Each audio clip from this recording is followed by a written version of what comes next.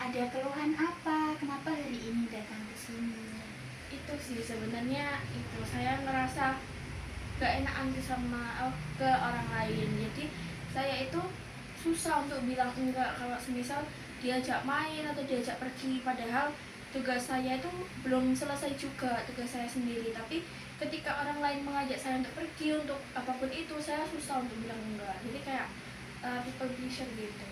Oh, jadi Mbak merasa kalau Mbak ini nggak enakan sama orang, dan Mbak itu merasa bahwa tanpa kalau Mbak menolak orang lain itu Mbak melakukan sebuah kesalahan. Iya, seperti itu. Jadi hari ini kita ubah pola pikir itu pakai metode CBT ya, supaya pola pikir kita berubah.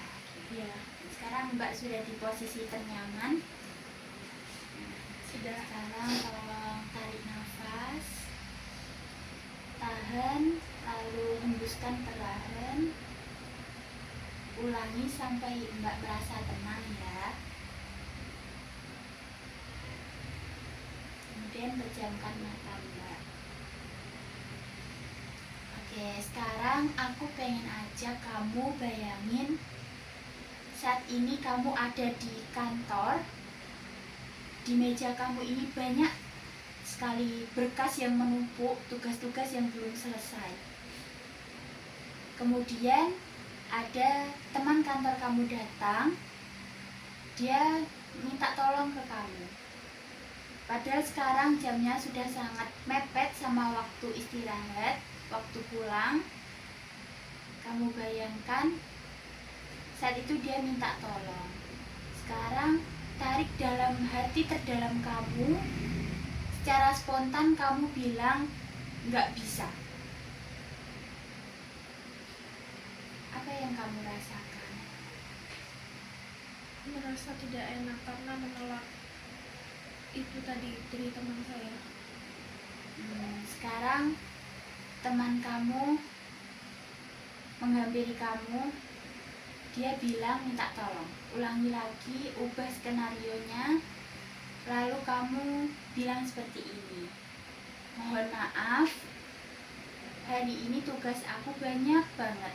Sebenarnya aku ingin sekali membantu kamu, tapi aku belum bisa bantu soalnya tugasku banyak.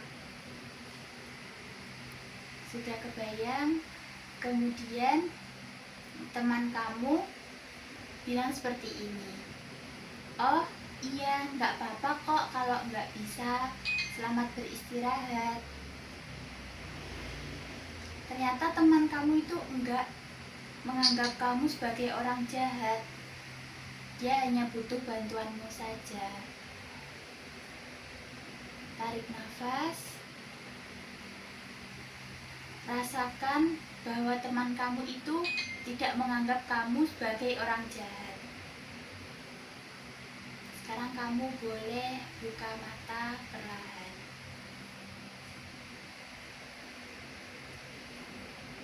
Apa yang kamu rasakan setelah kamu membayangkan skenario yang kita buat tadi? Itu lebih merasa nggak apa-apa kalau ternyata kalau kita nolak dengan baik-baik dan menjelaskan seperti apa keadaan kita, itu lebih enak buat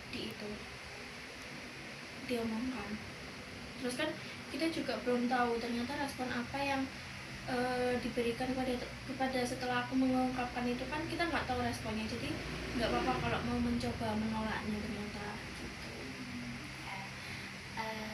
Ini kamu pakai di kehidupan nyata ya. Jadi setelah ini mari kita praktekkan untuk menolak, karena nggak semua apa yang kita bayangkan itu akan terjadi, dan mungkin aja mereka itu hanya butuh bantuan kamu tidak untuk sepenuhnya mengerjakan tugas mereka, tapi mereka hanya butuh bantuan karena mungkin mereka bingung. Jadi kamu nggak apa-apa nolak itu, karena bisa aja mereka juga akan memahami apa yang kamu rasakan saat itu.